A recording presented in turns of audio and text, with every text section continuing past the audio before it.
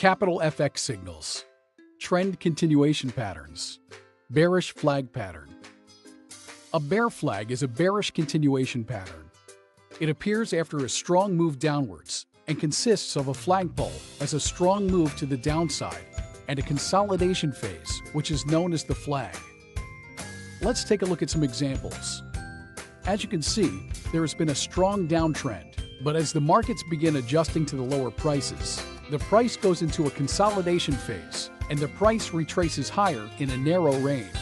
For it to be a real bear flag pattern, the two lines forming the flag will need to be parallel and will often slope upwards. There are two basic approaches to enter the market with this pattern. Aggressive traders will enter the market at the top of the flag for maximum profits, while conservative traders wait until the price is broken out of the formation and only then enter the market. The price target of this formation would be the height of the flagpole, measured down from the top of the flag.